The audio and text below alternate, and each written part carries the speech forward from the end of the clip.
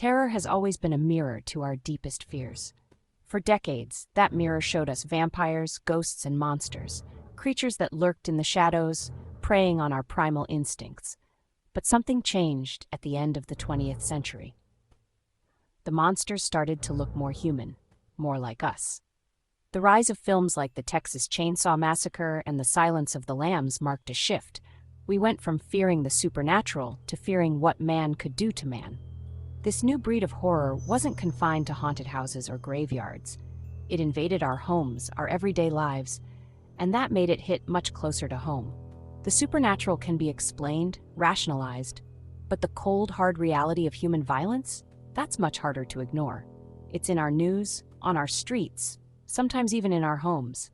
When horror reflects these real-world anxieties, it stops being pure entertainment. It becomes a chilling reminder of our own vulnerability. In The Strangers, Chapter 1, Maya and Ryan are confronted by three masked strangers while on a trip. Scarecrow, Dollface, and Pinup turn their stay into a living hell. The film explores the terror and desperation as the characters fight to survive the night of the hunt. The Strangers, released in 2008, tapped into this growing unease. The premise was simple, terrifyingly simple. A young couple, isolated in a vacation home, are terrorized by masked intruders. No motive, no explanation, just pure, random violence. The film was slow-paced, building suspense through atmosphere and suggestion. The fear didn't come from sudden jump scares, but from the chilling realization that this could happen to anyone. Fast forward to 2024, and we have The Strangers Chapter 1. A reboot, yes, but one that retains the core elements that made the original so effective. The setting is different, the characters new, but the underlying fear remains the same. The film understands that the most effective horror preys on our basic human fears, the fear of the unknown, the fear of the dark, the fear of what lurks just outside our door.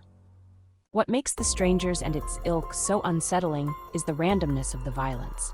There's no rhyme or reason, no motive beyond the thrill of inflicting pain. This lack of a clear-cut villain, no Freddy Krueger or Michael Myers, makes the threat feel even more pervasive. It could be anyone hiding behind that mask. It could be your neighbor, a stranger on the street, anyone. This randomness taps into a very real societal fear. It's the idea that we are all potential victims of senseless violence. We live in a world where mass shootings, terrorist attacks, and random acts of cruelty are becoming increasingly commonplace. This constant low-grade anxiety seeps into our subconscious, making films like The Strangers all the more unsettling. We can't help but see ourselves reflected in the victims, and that's what makes the horror so effective. The setting of The Strangers is as much a character as the masked intruders themselves. The isolated vacation home, far from help and surrounded by darkness, becomes a pressure cooker of fear. The characters are cut off from the outside world, left to fend for themselves against an unseen enemy. This isolation heightens the sense of vulnerability, making the characters, and by extension the audience, feel exposed and alone.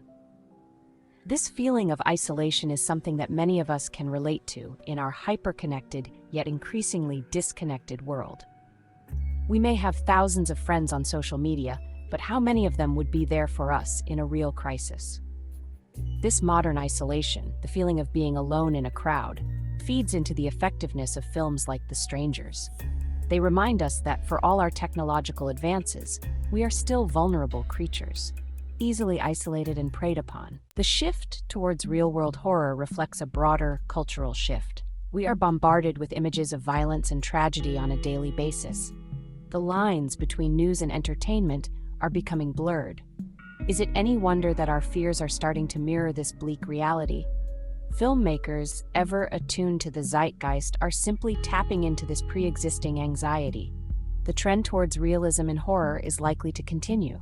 As our world becomes increasingly complex and uncertain, so too will our fears. And the monsters under the bed?